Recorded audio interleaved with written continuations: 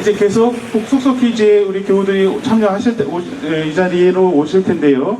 이제 시간이 되었습니다. 이제 인내 찬송, 찬송 147장 1절에서 3절까지 거기 너 있었는가. 우리 순서지로는 6쪽에 있는 찬송 거기 너 있었는가 1절부터 3절 사순절 생각하면서 인내 찬송 부르심으로 예배를 시작하겠습니다.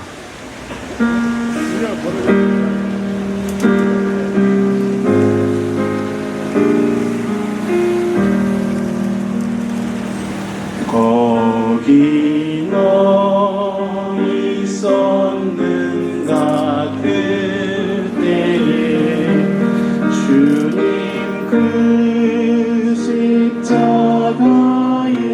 달릴 때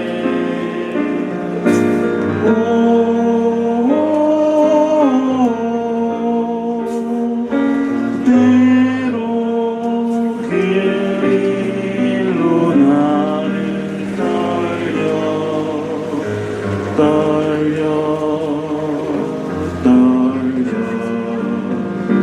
거기 너 있었는가 그때에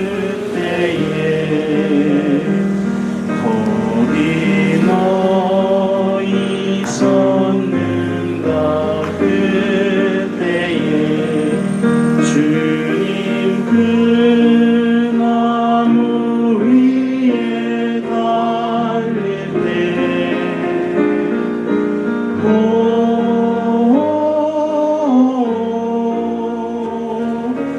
때로 그 일로 나는 떨려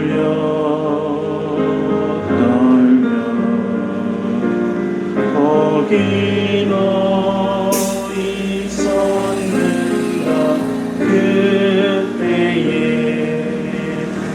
거기 너 있었는가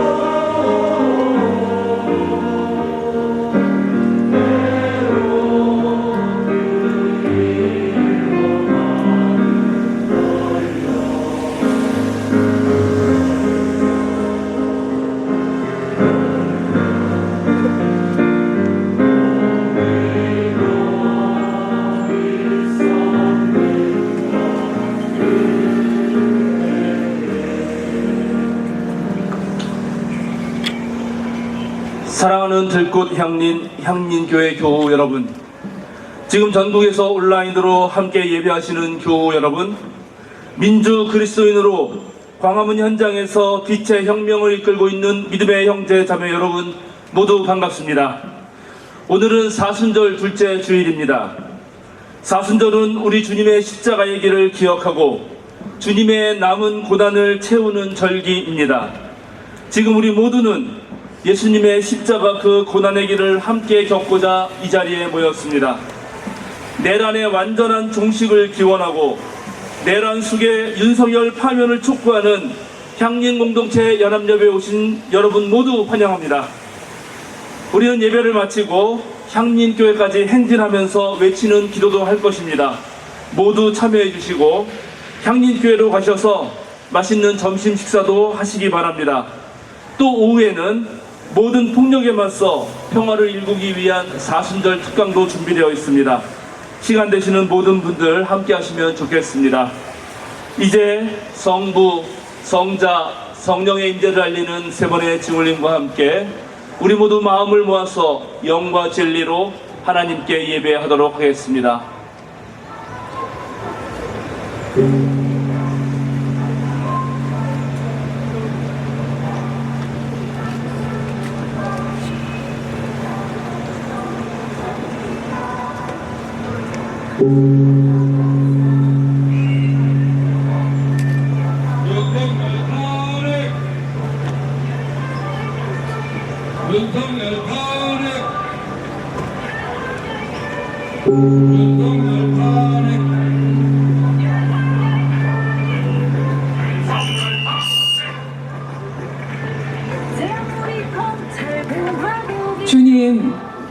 주님은 복수하시는 하느님이십니다.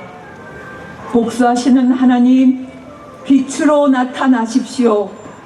세상을 심판하시는 주님, 일어나십시오. 오만한 자들이 받아야 할 마땅한 벌을 내리십시오. 주님, 악한 자들이 언제까지 승전가를 부르게 하시겠습니까? 사악한 자들이 거만하게 말하며 그들이 모두 다 거드름을 피웁니다. 주님께서는 주님의 백성을 외면하지 않으시며 주님이 소유하신 백성을 버리지 않으실 것입니다. 판결은 반드시 정의를 따를 것이니 마음이 정직한 사람이 모두 정의를 따를 것입니다. 주님은 나의 요새, 나의 하나님은 내가 피할 반석이시다. 그들의 죄를 그들에게 물으시며 그 악함을 벌하셔서 그들을 없애버리실 것이다. 주 우리 하나님께서 그들을 없애버리실 것이다. 아멘.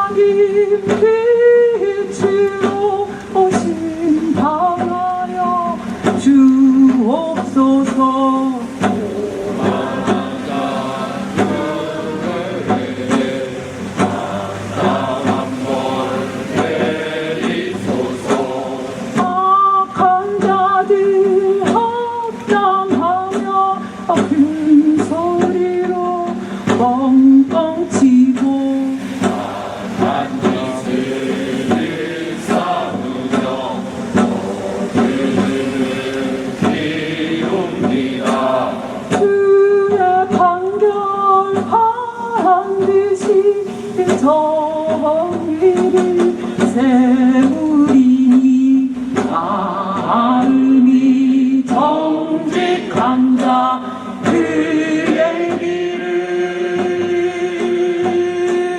따르리라.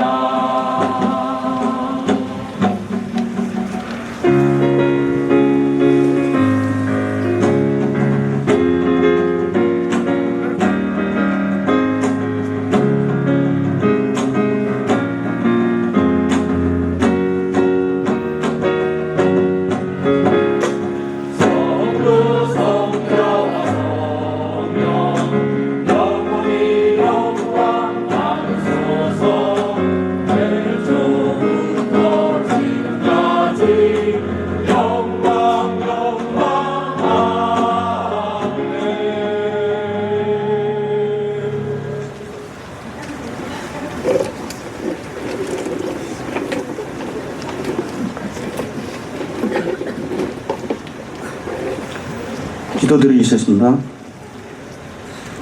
하나님, 오늘 주일을 맞아 향림교회와 들꽃 향림교회가 함께 예배를 드리게 하심을 감사드립니다. 날씨가 춥고 비가 내림에도 불구하고 이렇게 밖에서 모인 것은 어려운 나라를 위하여 힘 모아 기도드리고 예배드리기 위한 것입니다. 현재는 윤석열의 탄핵을 용인하지 않고 있고 그 틈을 이용한 내란 세력들의 행패로 나라는 점점 더 혼란스러워지며 모든 상황이 앞을 분간하기 어려운 지경으로 빠져들고 있습니다. 윤석열은 절차를 어기며 불법적으로 선포한 123 계엄으로 국민에게 총뿌리를 거느고 국회를 침탈하였으며 주요 인사들의 체포를 지시하는 등 명백한 내란 행위로 탄핵이 마땅합니다. 어떻게 부인 김건희의 부정을 덮기 위하여 국민을 위협하고 억압하려 합니까? 지도자로서 최악의 행위이며 도저히 용서할 수 없는 일입니다. 하지만 윤석열은 온갖 거짓말로 자신의 행위가 옳다고 뻔뻔스럽게 주장하고 있습니다. 이런 행위는 윤석열뿐만이 아닙니다. 검찰은 윤석열 측이 주장한 황당한 법 해석을 받아들여 윤석열을 석방시키고 대통령 권한대행 최상목은 계속 거부 행사로 정당한 법 집행을 가로막고 있습니다. 이렇게 검찰과 행정부 내 윤석열 등도 세력은 자신들의 안위를 위해 불법 행위를 불사하며 윤석열을 비호하고 있습니다. 저들은 통치기간 내내 나라를 팔아먹었다고 할 수 있을 정도로 일본과 미국의 수많은 국가적 경제적 이권을 넘겨주었습니다. 저들의 정책들은 국민을 우롱하고 속이는 것이었습니다. 국민을 위한 정책이 아니고 자신들끼리 짬짬이하여 자신들의 부귀영화와 안인만을 도모했습니다. 국민은 지금 혼란에 빠져 있습니다. 상식을 벗어난 법 적용, 죄를 짓고도 죄가 없다고 발표하는 뻔뻔함에 어찌해야 할지 당황해하고 있습니다.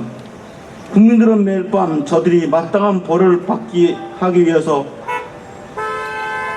속히 이 나라가 정상화되기를 바라는 마음에 간절히 기도하고 있습니다. 저의 기도를 들어주십시오. 저들의 죄를 용서하지 마시고 엄중한 벌을 내려주시기를 간절히 기도드립니다. 죄를 지은 자가 마땅히 벌을 받는 사회, 대통령이라 해도 재벌이라 해도 벌을 받는 사회, 바르게 사는 사람이 정당한 대우를 받는 사회가 되게 하여 주시옵소서. 정광훈 목사와 손현보 목사는 과연 목사인지 의심스럽습니다. 정말 하나님을 믿는 하나님을 믿고 하나님의 말씀을 전하는 사람인지 의심스럽습니다. 자신들에게 동조하지 않는 사람은 모두 빨갱이라 몰아붙이고 욕하고 혐오 발언도 서슴지 않고 있습니다. 소수자를 사별하고 권력이 하부하며 탄핵 반대 집회를 연을 열어 내란 수계에 윤석열을 옹호하고 있는 자들입니다. 하나님을 믿는 사람들도 아니고 목사도 아닙니다. 하나님을 팔아먹는 장사꾼일 뿐입니다. 그리고 대부분의 한국교회는 이들의 잘못을 지적하지도 않고 꾸짖지도 못하고 있습니다. 오히려 이들에게 동조하고 있습니다. 한국교회가 회개하고 바른 믿음으로 나아갈 수 있게 하여 주시옵소서. 하나님, 저들의 입을 막고 귀를 막고 눈을 멀게 하여 더 이상 악한 말과 행위를 못하게 하며 벌을 내려 주시옵소서. 저들로 인해 더 이상 하나님의 정의가 훼손되지 않고 하나님 나라가 더럽혀지지 않게 하여 주시옵소서. 저들은 악의 무리입니다. 저들은 마땅히 벌을 받아야 합니다. 마땅히 망해야 합니다. 그래야 그들에게 속은 많은 사람들의 삶을 회복시켜 주시고 하나님의 사랑 안에 온전히 살게 하여 주기를 간절히 기도드립니다. 윤석열 정부 이후 우리나라 경제는 너무 어렵습니다. 그야말로 최악의 지경에 이렇습니다. 서민의 생활은 날로 피폐해져 가고 있습니다. 그런데도 강남의 땅값은 계속 오르고 있어서 불이한 부의 편증은 끝없이 심해지고 있습니다. 중소상인들의 폐업률은 사상 최고치에 이르고 있다고 합니다. 노동자들은 자신의 권리를 찾기 위하여 스스로 사업장에 자기 몸을 가두고 또 고공에 올라가서 농성을 하고 있습니다. 외국인 노동자들은 짐승보다 못한 대접을 받고 있습니다. 반도체법이라는 것을 만들어서 노동시간을 늘리려고 하고 있습니다. 윤정부 들어서서 노동의 강도가 더욱 심해져 있습니다. 과도한 노동을 해소하고 노동자들이 일한 만큼 정당한 보수도 받는 사회가 되기를 소득의 불평등한 분배가 없는 사회, 외국인 노동자들도 인간다운 삶을 살 수 있게 되기를 기도드립니다. 무상교육, 무상의료, 보편적 복지 등 사회복지적 제도가 제대로 체계화되고 시행되어 모든 사람들이 보다 공정한 삶을 누리는 사회 되기를 바랍니다. 하나님, 우리는 향림 공동체로 모였습니다. 향림 공동체는 한국 사회에서 교회가 무엇을 해야 하나 진지하게 생각하며 역할을 감당해 나가려고 애쓰고 있습니다. 오늘 여기에 모여 예배드리는 것도 침묵하였는 교회, 내란의 무리에 동조하고 있는 교회들이 외면하는 현실을 우리라도 감당하기 위해 나왔습니다. 우리는 다른 한국 교회들에 비하여 아주 작고 연약합니다. 우리의 외치는 소리는 광화문을 울리게도 부족합니다. 하지만 우리는 주저하지 않습니다. 우리는 하나님과 함께 하심을 굳건히 믿습니다. 우리는 우리의 믿음이 하나님의 정의를 따르는 것임을 확신합니다. 우리는 아파하는 이웃의 곁에 함께하고 불의한 권력과 자본에 항거하고 하나님의 창조세계인 자연과 조화롭게 살기를 원합니다. 우리는 하나님 나라가 이 땅에 속히 오기를 간절히 기도드립니다. 이 사회의 부조리가 극에 달한 이 시기에 우리에게 해야 할 일은 무엇인지 생각합니다. 할 수 있는 게 별로 많지 않습니다. 그래서 마음을 모으려고 합니다. 여기에 모여서 함께 예배드리고, 예배와 기도는 작지만 우리의 간절함을 담았습니다. 우리의 기도는 꼭 이루어지리라 믿습니다. 이 사회를 피폐케 하는 내란의 무리와 하나님을 팔아먹는 장사꾼들에게 엄중한 심판이 내려져 정의로운 나라가 되기를 다시 한번 간절히 바라며 이 모든 말씀 우리를 사랑하시는 예수 그리스도의 이름으로 기도드립니다.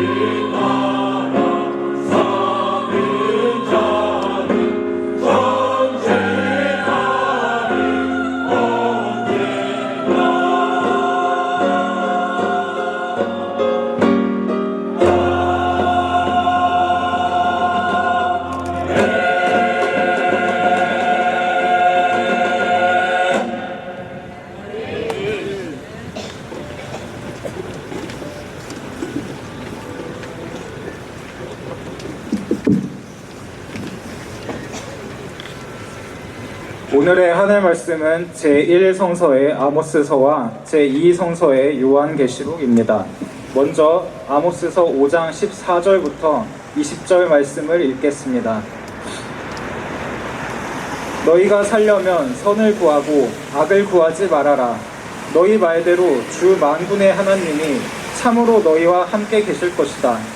행여 주 만군의 하나님이 남아있는 요셉의 남은 자를 불쌍히 여기실지 모르니 악을 미워하고 선을 사랑하여라. 걱정해서 올바르게 재판하여라. 그러므로 나의 주 만군의 하나님 주님께서 이렇게 말씀하신다. 광장마다 통곡 소리가 들리고 거리마다 아이고 아이고 하며 우는 소리가 들릴 것이다. 사람들은 농부들을 불러다가 울게 하고 울음꾼을 불러다가 곡을 하게 할 것이다. 포도원마다 통곡 소리가 진동할 것이다. 내가 너희 가운데로 지나가는 날 이 모든 일이 일어날 것이다. 주님께서 말씀하신다. 너희는 망한다. 주님의 날이 오기를 바라는 자들아, 왜 주님의 날을 사모하느냐? 그날은 어둡고 빛이라고는 없다. 사자를 피하여 도망가다가 곰을 만나거나 집 안으로 들어가서 벽에 손을 대었다가 뱀에게 물리는 것과 같다. 주님의 날은 어둡고 빛이라고는 없다. 캄캄해서 한 줄기 불빛도 없다. 이어서 요한계시록 2장 12절에서 17절 말씀을 읽겠습니다. 버가모 교회의 심부름꾼에게 이렇게 써 보내어라. 날카로운 양날 칼을 가지신 분이 이렇게 말씀하신다. 나는 내가 어디에 거주하는지를 알고 있다. 그곳은 사탄의 왕좌가 있는 곳이다. 그렇지만 너는 내 이름을 굳게 붙잡고 또 내 신실한 증인인 안디바가 너희 곁 곧 사탄이 살고 있는 그곳에서 죽임을 당할 때에도 나를 믿는 믿음을 저버리지 않았다. 그러나 나는 내게 몇 가지 나무랄 것이 있다. 너희 가운데는 발람의 가르침을 따르는 자들이 있다. 발람은 발락을 시켜서 이스라엘 자손 앞에 올무를 놓게 하고 우상의 제물을 먹게 하고 음란한 일을 하게 한 자다. 이와 같이 내게도 니골라 당의 가르침을 따르는 자들이 있다. 그러니 회개하여라. 만일 회개하지 않으면 내가 속히 너에게로 가서 내 입에서 나오는 칼을 가지고 그들과 싸우겠다. 귀가 있는 사람은 성령이 교회들에 하시는 말씀을 들어라. 이기는 사람에게는 내가 감추어둔 만나를 주겠고 흰 돌도 주겠다. 그 돌에는 새 이름이 적혀 있는데 그 돌을 받는 사람 밖에는 아무도 그것을 알지 못한다. 다 함께 요한계시록 2장 17절 말씀을 읽겠습니다. 귀가 있는 사람은 성령이 교회들에 하시는 말씀을 들어라. 이기는 사람에게는 내가 감추어둔 만나를 주겠고 흰 돌도 주겠다. 그 돌에는 새 이름이 적혀 있는데 그 돌을 받는 사람 밖에는 아무도 그것을 알지 못한다. 이 말씀으로 귀한 깨달음과 결단이 있으시기를 바랍니다.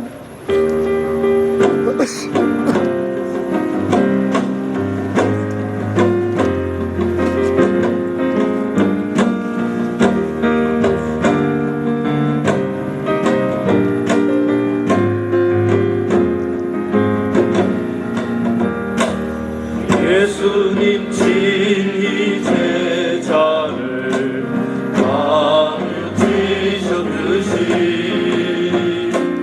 이 시간 당신의 말씀으로 우리를 깨우시소서.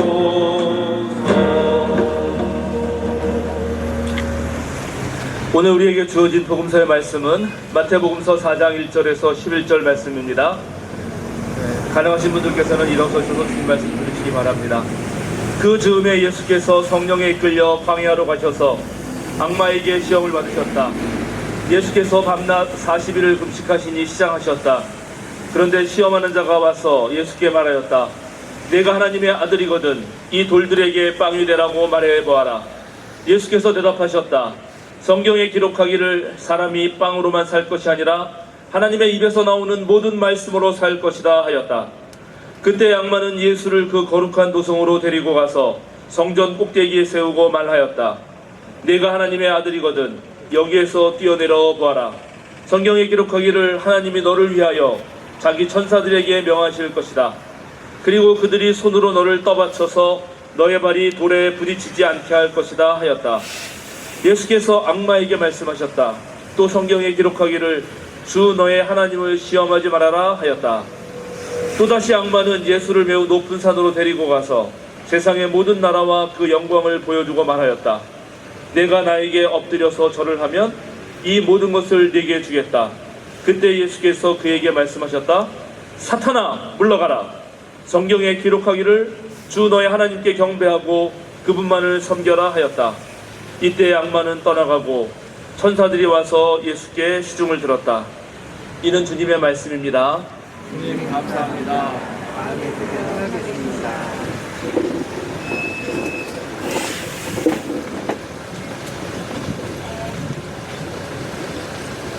사랑하는 향림교회 여러분, 향림 공동체의 믿음의 형제자매 여러분, 빛의 혁명을 이끌고 있는 광화문 민주광장에서 함께 예배하시는 여러분 모두 반갑습니다. 지난해 12월 3일 뜬금없는 윤석열의 계엄 선포 이후 우리는 지난 100여일을 불면증에 시달리고 내란성 위험과 불안, 온갖 스트레스를 받고 있습니다. 그런데 이 내란 사태를 통해서 지난 세월 숨겨져 있던 모든 어두운 그림자들이 만천하에 드러나고 있습니다. 내란을 기획하고 실행한 자들의 권력 야욕, 카르텔을 형성하여 내란을 옹호하는 수구검찰, 기득권 언론, 보수 정당 세력의 추악한 민낯이 드러났고, 또 그 밑에서 기생하는 극우 극렬 세력들은 헌정 질서를 파괴하고 민주사회를 뿌리로부터 뒤흔드는 폭력을 서슴지 않고 자행하고 있습니다. 이제 이 모든 불법 세력이 일으키고 있는 이 혼란과 괴로움을 잠재우고 새로운 세계로 도약할지, 아니면 주술과 야만이 판치는 과거 독재 정권의 시대로 회귀할지 결정되는 날이 다가오고 있습니다. 도울 김용옥 선생은 지난 3월 10일 시국 선언문을 내시면서 오늘 이 시점에 헌재 재판관 8인은 사람이 아니라 하나님이고 사람의 권능을 벗어난 초월적인 힘을 부여받은 초월적 존재라고 말했습니다. 이것은 지금 헌법재판소 판관들의 결정에 따라서 이 나라 대한민국의 명운이 달려있기 때문입니다. 지금 헌법재판소에서 다뤄지는 윤석열 탄핵 심판의 핵심 쟁점은 5가지로 정리할 수 있습니다. 비상계엄 선포의 절차적 적법성, 포고령 1호 발령, 군과 경찰을 동원한 국회 봉쇄 시도, 군을 동원한 중앙선거관리위원회 압수수색 및 장악 시도, 정치인, 법조인 등 주요 인사 체포 지시입니다. 헌재는 이런 쟁점들을 다루면서 법의 위반과 그리고 대통령직을 파면할 정도로 중대한 간을 지금 따지고 있습니다. 헌재만 따지지 말고 우리 민주시민도 한번 같이 따져봅시다. 대한민국 대통령으로 선출된 사람은 헌법 69조에 따라 취임하는 당일날 헌법 준수 의무를 선서합니다. 우리나라는 민주공화국이고 민주공화국의 헌법을 따르지 않는 자는 그 누구라도 법의 이름으로 심판을 받아야 합니다. 많은 나라가 국가적 위기 상황이 발생해서 평상시에 입헌주의적 통치기구로서는 대처할 수 없을 때 긴급적 비상조치를 취해서라도 국가의 존립과 안전을 확보하려고 하는데, 우리나라는 그것 때문에 비상계엄법도 만들어진 것입니다. 헌법 77조 1항에 보면 비상계엄은 전시, 사변, 이에 준하는 국가 비상사태라는 요건에서만 선포할 수 있습니다. 그런데 우선 윤석열의 계엄 선포는 이 요건에 절대 해당되지 않습니다. 또 계엄법에 의하면 국방부 장관이나 행안부 장관이 국무총리를 거쳐서 그래서 계엄을 선포하도록 건의해야 하는데 국무회의도 없었고 국회에 통보하지도 않았습니다. 즉 비상계엄 선포 자체가 명백한 위헌이라는 것입니다. 둘째, 포고령 1호 발령에서부터는 1번 항목부터가 바로 위반입니다.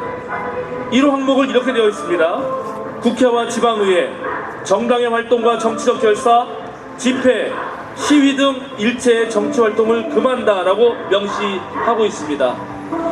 우선 포고령은 명령이기 때문에 문서로서 그렇게 발표해야 되는 것이고, 그 문서에는 국무총리와 국무위원들의 서명이 들어가야 됩니다. 그런데 국무회의가 제대로 진행되지 않았으니 당연히 문서도 없고 서명 또한 없습니다. 비상계엄이 선포되면 국회가 비상계엄을 해제하는 정치활동을 해야 되는데, 이것을 일체 금한다고 했으니 헌법 77조 5항에 따라서 정확하게 이것을 위반한 것이 됩니다. 그런데 이 위헌인 포고령에 따라서 조지호 전 서울경찰청장은 지시를 내렸고 집행도 했습니다. 이것은 바로 형사법에 의하면 내란죄에 해당되는 것입니다. 여러분 이미 다 보셨겠지만 셋째 국회 봉쇄 시도는 너무나 많은 영상이 있고, 실제 국회 봉쇄에 돌입한 경찰과 군인들의 증언도 가득합니다. 형사 재판으로 가게 되면 국회 봉쇄 시도 또한 반란에 해당됩니다. 넷째, 중앙선관위 장악 시도는 윤석열이 재판 과정에서 자기가 직접 지시했다라고 명백히 밝혔습니다. 그런데 대통령이나 중앙선거관리위원회는 독립된 합의제 헌법기관이기 때문에 서로 관여할 수 없습니다. 따라서 중앙선관위위원장은 선거관리 기능에 대해서 헌법에 따라 독립성을 보장받는 헌법기관의 장으로서 대한민국의 3부 요인에 준하는 그런 사람입니다. 헌법 또는 법률의 기능을 소멸시키거나 국가기관을 전복하는 행위를 국헌문란이라고 규정한 형법 91조에 따라 선관위 장악 시도 또한 바로 국헌문란 목적이 되는 것입니다. 마지막으로 주요 인사 체포 지시 또한 여러분 이미 다 보셨겠지만 명백한 증언들이 있고, 계엄법 13조에 따르면 계엄 시행 중 국회의원은 현행 범인인 경우를 제외하고는 체포 또는 구금되지 아니한다라고 되어 있습니다. 그러니 이 또한 명백한 법 위반입니다.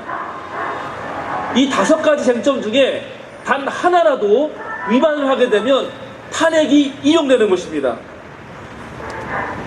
여기에서 이것이 다 불법인 것은 명백한데 정말 중대한가 하는 문제가 남아 있습니다. 그러나 그것은 이미 전두환, 노태우 내란 사건에 의해서 판정받은 바가 있습니다. 그리고 이제 헌법 재판관들은 자기가 내는 모든 결정에 대해서 그것이 인용이든 기각이든 결정문을 써야 합니다. 근데 이 인용을 하지 않고 기각하려면 방금 말씀드린 내용을 전부 부정하면서 글을 써야 합니다. 이것은 정치적 입장에 따라서 진보냐 보수냐는 문제가 아니라 정말 상식적인가 아니면 비상식적인가 하는 문제입니다. 만약에 첫 번째 쟁점을 가지고 이것을 기각하려고 한다면 비상계엄 선포가 적법하다고 말해야 되고, 우리나라가 전시 또는 사변, 비상계엄에 준하는 그런 비상사태가 있었어야 된다고 말을 해야 됩니다. 즉 윤석열의 주장대로 국회가 예산을 삭감하고 그리고 국무위원들을 탄핵한 것이 바로 비상사태라고 말을 해야 한다는 것입니다.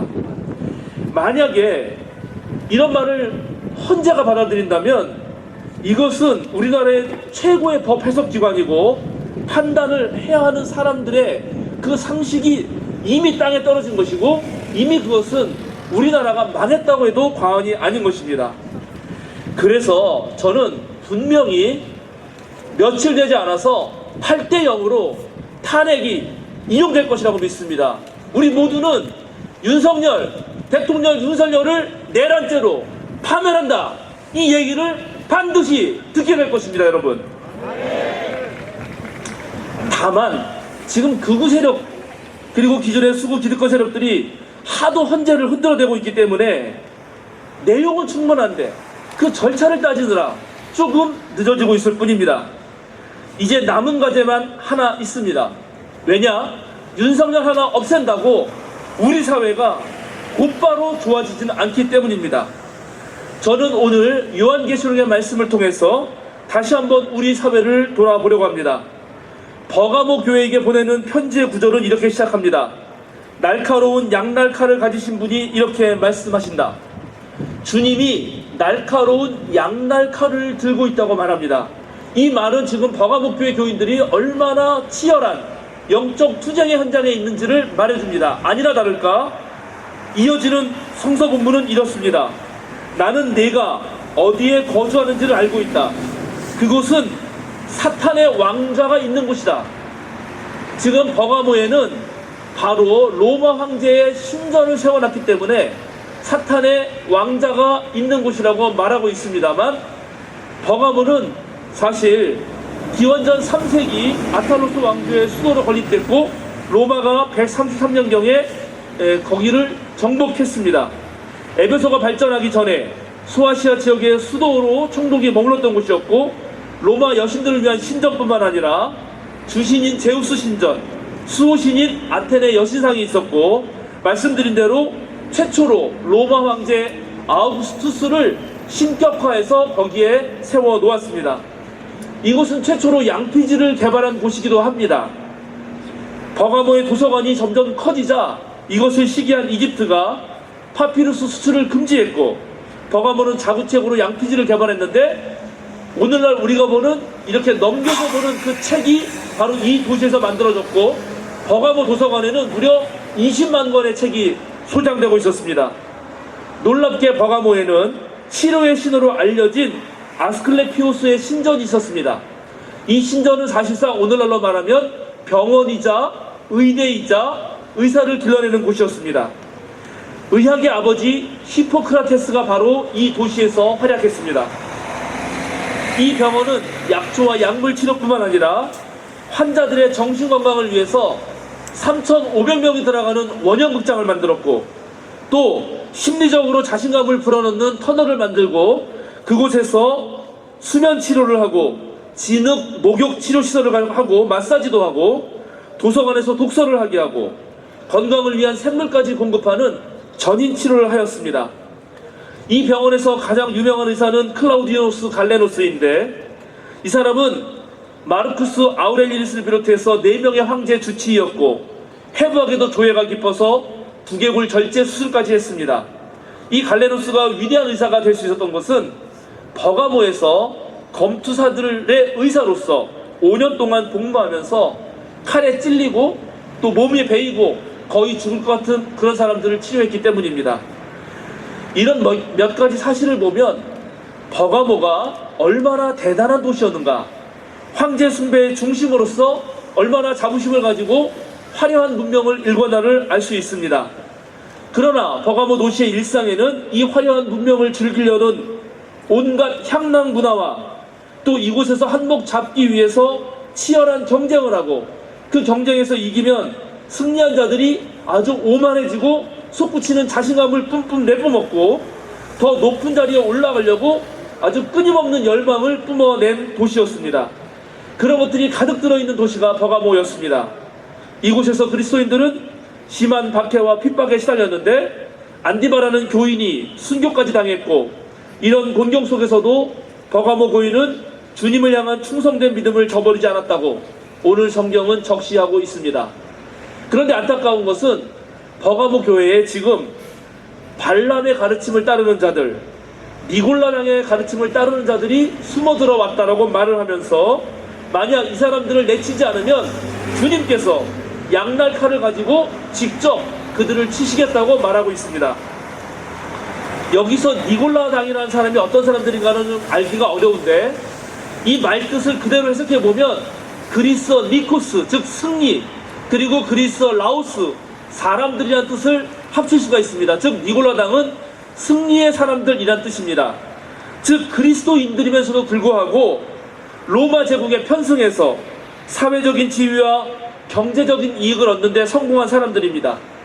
이 사람들은 그리스도인들이면서도 로마의 신전에서 개최되는 상인 조합의 연례회의와 친교 모임에 참석하고, 조합원들과 함께 신전의 식당에서 우상의 제물을 먹으면서도 우상 숭배적 문화를 향유하면서도 어떤 거리낌도 갖지 않았습니다. 이들은 예수의 복음이 지향하는 바 사회적 약자들을 돌보고 그들과 연대하는 것에는 전혀 관심이 없었습니다. 그래서 이들은 주님의 교회를 타락시키고 교회의 하나님 나라 선교를 무력하게 만들었습니다. 이들의 행위는 귀족적이고 엘리트적인 계급 질서를 옹호하는 로마 황제 숭배에 맞서서 싸우는 정말 고난과 죽음의 위협에도 불구하고 순교마저 감수했던 당시 교인들의 삶을 누가치에게 만드는 결과를 가져온 것입니다. 오늘 성경은 이러한 니골라 당 사람들을 발람하고 연결지어서 말하고 있습니다. 발람은 애굽에서 탈출한 이스라엘 백성들이 가나안 땅으로 들어갈 때 모압의 왕 발락이 너무나 두려운 나머지 자신의 예언자 발람을 시켜서 저주하도록 할 때 등장한 사람입니다. 원래 저주하라고 했는데 이 사람이 너무 무서우니까 오히려 가서 이스라엘을 축복했고, 이 축복의 소식을 들은 이스라엘 사람들이 이 사람에게 호의를 보이면서 놀랍게 이스라엘 사람들이 타락하기 시작합니다. 즉 이스라엘 사람들 안에도 로마 제국에 그런 강력한 힘 숭배가 들어왔듯이 발람을 통해서 이방 문화에 힘과 권력을 쫓는, 돈을 쫓는 그런 문화가 들어왔기 때문에 이 이후로 모든 유대교 전통은 발람을 나쁜 놈으로 취급하고 있는 것입니다. 오늘날 우리가 참된 그리스도교 신앙을 지킨다는 것은 과연 무엇일까요? 왜 오늘 성경은 주님을 날카로운 양날칼을 가진 검투사처럼 소개하면서 니골라당과 발람의 가르침을 따르는 이들과 싸우겠다고 말하시는 것일까요? 니골라당이나 발람의 가르침을 모두 오늘날 사회의 언어로 번역하면 매우 잘 나가는 사람들이라고 불릴 수 있는데 말입니다. 경제적으로 부유하고 사회적으로 지위가 높으며 문화적으로도 세련된 삶을 사는 것, 사실 우리 모두가 바라는 것 아닙니까? 그런데 그게 뭐 그렇게 잘못된 것이라고 말할 수 있겠습니까? 만약에 모두가 그렇게 함께 잘 살 수 있다면 상관없지만, 그러나 만약 소수의 사람만이 돈과 권력, 문화를 향유하고 있고 그 소수가 그런 자리를 차지하기 위해서 모든 사람을 짓밟고 온갖 악행을 저지르고 있다면 그것은 확실히 잘못된 것입니다. 따라서 예수님을 섬길 것인가 아니면 로마 황제를 섬길 것인가 하는 문제는 단순히 종교적 선택의 문제가 아니라 우리 사회의 온갖 죄악을 어떻게 극복해서 소수가 아니라 모두가 잘 사는 사회를 만들 것인가 하는 문제라고 할 수 있습니다. 오늘 우리가 읽은 성서 본문은 지금 우리가 사탄의 왕자가 있는 곳에 서 있다고 말합니다. 버가모 교회 교인들이 무자비한 폭력으로 전 세계를 좌지우지했던 로마 황제 밑에 있었듯이 우리 또한 지금 내란 숙의 일당들이 자기 멋대로 힘을 가지고 다수를 내리누르고 있기 때문입니다. 21세기 대한민국은 민주공화국입니다. 지금 우리는 삼권분립의 민주주의 시대를 살아가고 있습니다. 그런데 지금도 우리가 사는 세상에는 마치 사탄의 왕좌가 있는 것처럼 억울한 죽음과 말도 안 되는 폭력, 인간을 깊은 수렁으로 몰아넣는 죄악들이 가득합니다. 왜 윤석열 같은 인간들이 등장하는 것일까요? 왜 이런 인간이 대통령의 자리에 오르게 된 것일까요? 왜 법원의 판사는 어거지로 내란 수괴범을 풀어주는 것이고 왜 검찰총장은 거기에 한몫 거두는 것일까요? 이 모두가 바로 니골라당과 발람을 따르는 무리들처럼 돈과 힘으로 자기들의 배만 채우겠다는 이들로 우리 사회가 더럽혀졌기 때문입니다.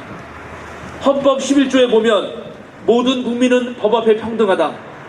누구든지 성별, 종교 또는 사회적 신분에 의하여 정치적, 경제적, 사회적, 문화적 생활의 모든 영역에 있어서 차별을 받지 아니한다. 사회적 특수계급의 제도는 인정되지 아니하며 어떠한 형태로도 이를 창절할 수 없다라고 되어 있습니다. 그런데 지금 우리는 이런 법치주의 원칙이 무너져 내린 자리, 바로 사탄의 왕자가 있는 곳에 머물러 있습니다. 우리가 사탄이 발악하는 것을 잠시 멈추게 했지만 사탄의 세력들은 그를 다시 돌아오게 하려고 합니다. 돌아와서 다시 모든 법 위에 군림하려 합니다. 소수 기득권자가 법 위에 서서 제멋대로 할 때 반드시 피해를 보는 사람들이 생기는 것이고 우리 사회는 혼란에 빠지는 것입니다. 정치 철학자 중 한 명인 찰스 테일러는 우리 사회의 문명이 분명히 발전하고 있음에도 왜 시민들이 상실감과 몰락의 느낌을 갖는가에 대해서 말한 적이 있습니다. 현대인들은 자기 자신을 전체로 여기면서 오로지 자신의 안락만이라고 하는 아주 매우 좁은 영역에 자신을 가두어 놓기 때문이라는 것입니다.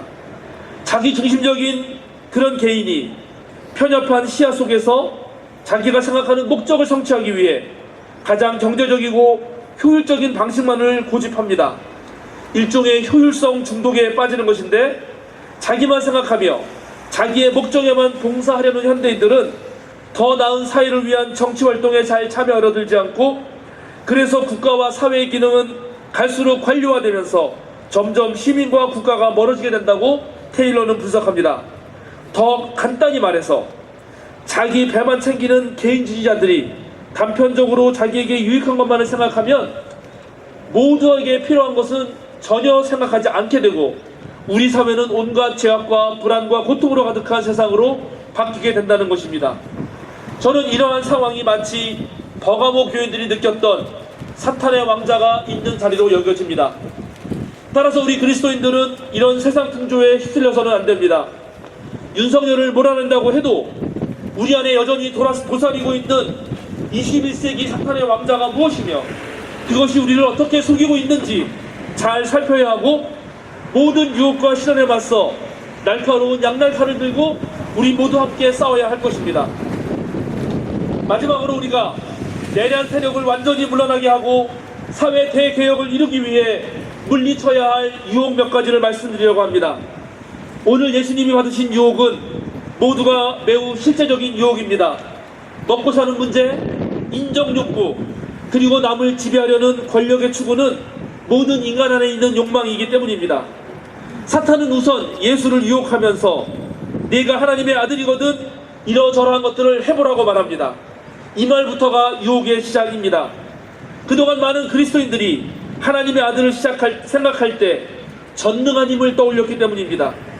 그러나 예수님은 하나님의 말씀에 철저하게 순종하는 자로서 하나님의 아들이 됩니다. 예수는 유혹을 전부 말씀으로 물리칩니다. 첫 번째 유혹은 돌을 가지고 단번에 빵을 만들라는 것입니다. 우리도 이런 유혹에 빠지기 쉽습니다. 윤석열을 몰아내는 것은 쉽지만 더 좋은 사회를 만드는 것은 적당한 절차와 오랜 노력, 모두의 집단지성이 필요하고 꽤 오랜 시간이 걸리는 일입니다. 또 우리는 더 좋은 사회를 만들어가는 과정에서 자기를 알아주지 않았다고 해서 무너지는 경우를 많이 보게 됩니다. 인정받으려는 욕구가 더 좋은 사회를 만들려는 욕구보다 클 때 우리는 반복되는 실수 속에서 이명박, 박근혜, 윤석열과 같은 인간들을 또 만들어내게 되는 것입니다. 예수가 받은 마지막 시험은 세상 권력을 가지고 쥐락펴락하라는 유혹이었습니다. 약한 우리들은 언제나 강한 힘을 숭배하여 왔습니다. 성전 꼭대기에 올라가 종교적 권좌에 오른 사람들은 세상을 지배할 정치적 권력마저 가지고 싶어 합니다. 사람을 정신적으로 또 물리적으로 지배하고 싶은 강한 욕망이 우리 안에 도사리고 있습니다. 매우 무섭고 뿌리 깊은 욕망입니다. 그래서 사탄이 이번엔 노골적으로 예수에게 말합니다. 나에게 엎드려 절을 하라. 그러면 이 모든 것을 너에게 주겠다. 사탄에게 절을 하고서라도 모든 것을 내 마음대로 하고 싶은 욕망, 즉 하나님처럼 전지전능하고 싶은 이 욕망은 바로 첫사람인 아담과 하와도 이미 겪었습니다. 남을 지배하려는 모습은 시시때때로 나타납니다. 자기보다 약한 사람이 있을 때 더욱더 그렇습니다.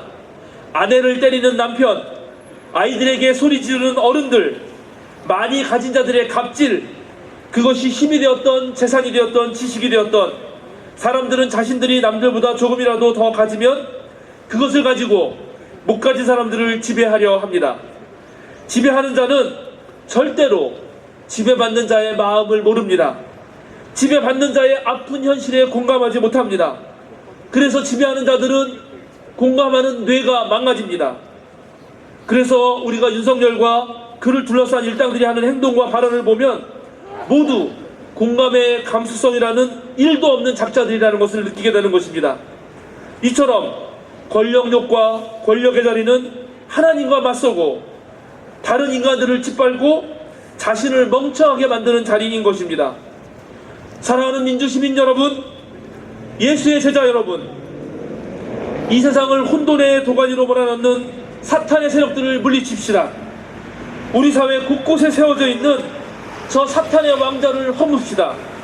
우리가 세울 새로운 세계를 위해 우리에게 닥치는 시련과 유혹을 잘 넘깁시다. 그리하여 진정한 빛의 혁명, 참된 민주의 사회를 이루어 갑시다. 위기와 시련 속에서 더 단단해진 몸과 마음으로 이 땅에서 우리 모두가 하나님의 구원을 이루어 나갑시다. 다 함께 침묵으로 기도하겠습니다.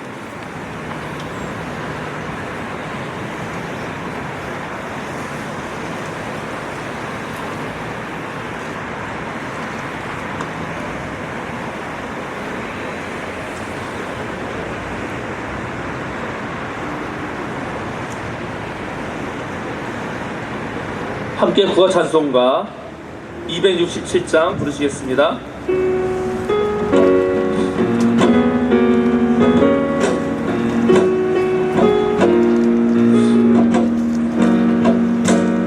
붉은 땅 갈아엎고 정의를 심어라. 낡은 것 사라지고 새 것이 승리하리라. 멍에를 메었다 쟁기를 메었다 믿음으로 밭 갈고 씨 뿌려 정의를 심으니 사랑일세. 사랑의 사도들이 함께 인도하니 새날이 가깝도다. 그 소리 크게 울려라. 멍에를 메었다 쟁기를 메었다 믿음으로 반갑고 씨 뿌려 정의를 심으니 사랑일세.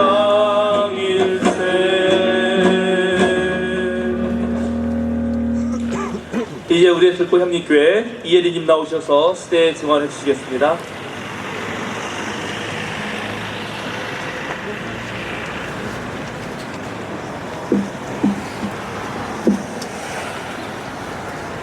안녕하십니까. 저는 들꽃향린 교우이자 올해로 이제 3년차 아직은 경력이 짧은 새내기 변호사입니다. 저는 사회복지사로 일하다가 30 넘어 법 공부를 시작해서 30대 후반에 변호사가 되었습니다. 저는 사람들을 돕고 세상을 더 나은 곳으로 만들고 싶어서 변호사가 되었고, 법은 저에게 그 목적을 이루기 위해 효율적으로 쓸 수 있는 도구이자 무기였습니다. 그런데 윤석열이 대한민국 헌법을 밟아버리고 내란을 일으킨 그날 이후 법은 더 이상 대한민국에서 제가 쓸 수 있는 무기가 아니게 되었습니다. 법은 공동체의 약속이고 모두가 약속을 지킬 때에만 공동체를 지키는 역할을 할 수 있기 때문입니다. 법조인 출신 대통령을 포함해 수없이 많은 법조인들이 법을 어기고 죄를 저지르고도 부끄러움 없이 고개를 들고 당당하게 자신을 변명하는 모습을 온 국민이 지켜보고 있습니다. 법에 의해 작동되도록 만들어진 나라의 여러 기관들이 더 이상 법을 존중하지 않고 있는 지금, 제가 가진 법 지식은 앞으로 대한민국에서 일어날 일들을 예측하고 대비하는 일에 더 이상 쓸모가 없게 되었습니다. 내란의 밤 이후 지난 100여일 동안 일어난 대부분의 일들은 대한민국 근현대사에서 우리가 한 번도 겪어본 적 없는 일이기에 그에 대한 대응책 역시 그 누구도 생각해 본 적이 없으니까요. 법조인으로 느끼는 당혹감과 분노가 커질수록 그래도 지금 내가 할 수 있는 일을 하기 위해 더 열심히 광장에 나와 외치고 또 외쳤습니다. 광장에서 보내는 시간들이 쌓여갈수록 그런 생각이 들었습니다. 어쩌면 우리는 그동안 대한민국이 뒤집어 쓰고 있던 법치주의 국가라는 허상이 벗겨지고 그 속에 도사리고 있던 법률주의 국가라는 실체를 목도하게 되었구나라고요. 법치주의가 사람에 의한 지배 대신 법에 근거한 지배를 의미하는 반면 법률주의는 절차와 형식만 지켜진다면 내용이 무엇이든 관계없이 법의 절대적인 무한 권력을 허용합니다. 법률주의가 심해질수록 그 나라는 전체주의 국가 혹은 독재 국가로 변모할 확률이 높아진다고 합니다. 지난 3년여간 대선 후보 시절부터 그 누구보다도 법치주의라는 말을 가장 많이 외치고 강조한 윤석열이 내란의 밤 스스로 독재를 꿈꾸고 있다는 것을 보여주었습니다. 그 후 100일 동안 우리가 목격한 일들은 비단 법률주의를 무기로 독재를 꿈꾸는 이가 윤석열 한 사람만이 아니며 그 뿌리가 너무나도 깊고 넓게 대한민국 전체에 퍼져 있다는 것을 너무나 무섭도록 생생하게 드러냈습니다. 저는 지금 우리가 지나고 있는 이 시절이 고통스럽고 고되기는 하지만 그동안 저들이 법치주의의 껍데기를 뒤집어 쓰고 우리를 속여왔던 민낯을 완전히 뒤집어 드러내 주었다는 점에서 미래의 치유된 건강한 대한민국을 위해 꼭 필요한 과정이라는 생각을 해봅니다. 저는 그리스도인으로서 세상과 이웃을 사랑하는 방법으로 변호사라는 직업과 법이라는 도구를 선택했기에 법이 우리 공동체를 건강하게 유지하기 위해 잘 지켜지는 건강한 대한민국이 되도록 우리나라를 고쳐 쓰기 위한 노력을 계속하겠습니다. 여러분들도 각자의 자리에서 각자의 방법으로 함께 애써주시길 부탁드립니다. 헌재가 대통령 윤석열을 파면하는 선고를 하는 날이 그 회복의 시작이 될 것이고 우리는 곧 그 날을 맞이할 것입니다. 제가 미래를 예언할 수 있어서가 아니라 우리가 반드시 그렇게 만들 것이기 때문입니다. 여러분, 우리는 참으로 힘겹고 고통스러운 시간을 함께 견디며 지나고 있습니다. 저는 요즘 사랑에 대해 자주 깊이 생각합니다. 마치 주님의 고난을 우리도 함께 해야 한다는 듯이 하루 한순간도 쉽게 지나가지 못하는 요즘 사람과 세상에 대한 사랑만이 우리가 붙잡고 매달릴 언덕이고 구원이라는 생각을요. 여러분, 겨울을 지나 봄이 오고 있습니다. 어둠을 밀어내고 빛이 오고 있습니다. 미움과 무관심을 넘어 사랑이 오고 있습니다. 악을 덮어버릴 선이 오고 있습니다.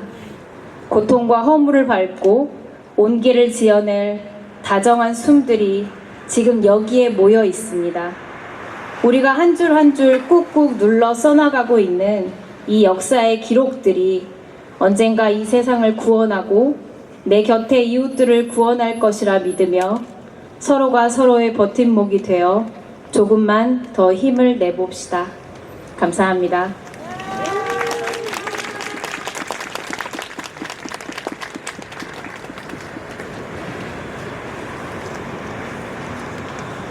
다 함께 감사기도를 드리겠습니다. 만물을 주관하시는 하느님, 정의와 상식의 하나님, 우리가 믿고 있던 상식이 부정당하고 우리를 보호해 줄 줄 알았던 사회 시스템이 동작하지 않는 것을 목도하며 불안한 일상을 보내는 요즘입니다. 많은 사람들이 극단으로 처지고 선동되어져 진실을 바라보기가 어렵고 두려운 요즘입니다. 통일과 평화, 기후위기와 전쟁, 기아와 빈곤, 힘을 합해도 모자랄 하나님께서 주신 과제들이 계속 쌓여가고만 있는 현실에 안타까움만 커져갑니다. 우리는 너무나도 간단한 것마저도 서로 나뉘어져서 풀어내지 못하고 있습니다. 저희들이 지금 모습이 하느님 보시기에 좋지 않을 것 같아 걱정스럽습니다. 마음에 일고 있는 분노에 휩싸여 다른 사람을 그저 미워만 하지 않도록, 함께 살아가야 할 이웃이라는 것을 잊지 않도록 용기를 허락하여 주시옵소서. 그러기에 저희는 하나님께 배운 대로 하나씩 풀어가고자 합니다.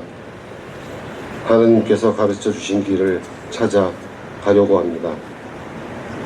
부디 하나님의 뜻에 합당한 길을 잘 찾아갈 수 있도록 굽어 살펴주시옵소서. 불안하고 힘든 시기라 감사한 점을 찾기가 어려워 보이지만 둘러보면 또한 많은 감사한 점들이 있습니다. 하나님의 정의를 따르기 위해 매일같이 이곳 광화문에서 애쓰시는 믿음의 동료들께 감사드립니다. 상식을 지키기 위해 광장에 나와 있는 모든 이웃들께 감사드립니다. 각자의 자리에서 한 마음 한 뜻으로 우리의 미래와 지구촌의 미래를 위해 힘쓰고 염원하는 모든 이웃들께 감사드립니다. 그리고 일상을 살아내어가는 모든 우리들에게 감사드립니다. 하느님, 건강이 좋지 않은 교우들이 있습니다. 연로하시어 예배에 참석하지 못하시는 어르신들이 계십니다. 그들과 그 가족들을 위로해 주시옵고 더 나아가 그들에게 건강을 허락해 주시어 다 함께 하느님께 예배를 드리고 친교를 나눌 수 있는 날을 허락하여 주시옵소서. 저희는 다시 작은 씨앗부터 키워나가려고 합니다. 부디 지치지 않고 함께 나아갈 수 있도록 기도드립니다. 이 모든 말씀 우리를 사랑해 주신 주 예수 그리스도의 이름으로 기도드립니다. 아멘. 다 함께 일어나셔서 582장 찬양합니다.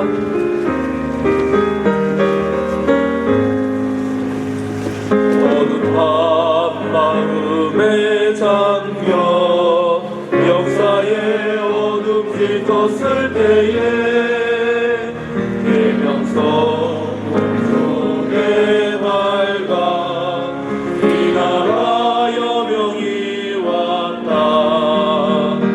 고요한 아침의 나라 이 속에 새롭다.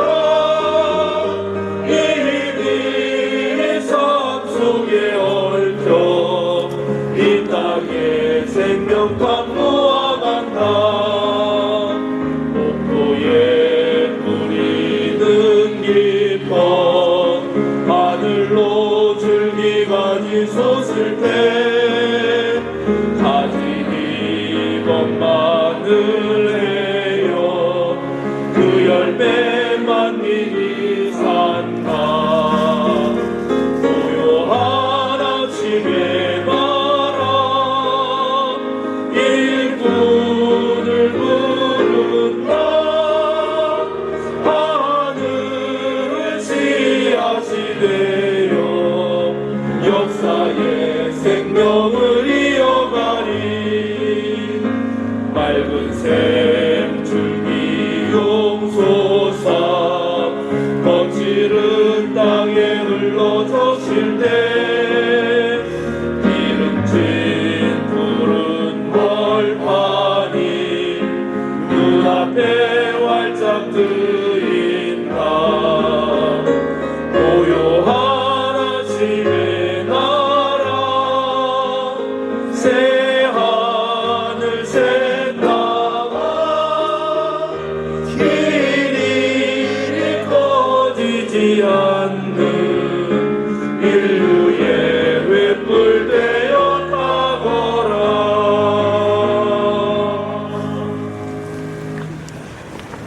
사랑하는 향림 공동체 교우 여러분, 전국의 믿음의 형제자매 여러분, 오늘도 어깨를 쭉 펴고 똑바로 서십시오. 저 세상으로 당당하게 그리고 힘차게 걸어 나가십시오. 자유인으로 사십시오. 어둠의 세력을 물리칩시다. 우리가 승리합시다. 한 줌의 무리밖에 되지 않는 사탄의 왕자를 허물어 버립시다. 사탄의 유혹에 넘어가지 말고 모두가 함께 사는 세상, 빛의 혁명을 이루어 나갑시다. 이제 다 함께 공동 축도로 마지막 기도를 드리겠습니다. 주 예수 그리스도의 은총과 하나님의 사랑과 성령께서 이루어주시는 친교가 우리 가운데 영원토록 함께 있기를 주님의 이름으로 축원합니다. 아멘.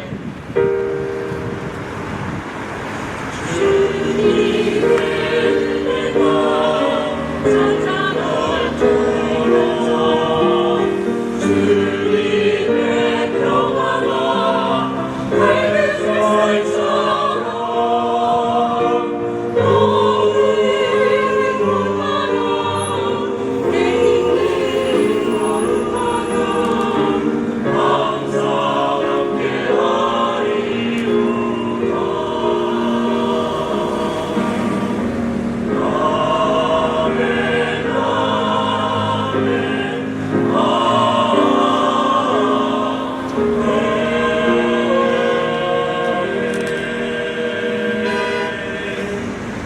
주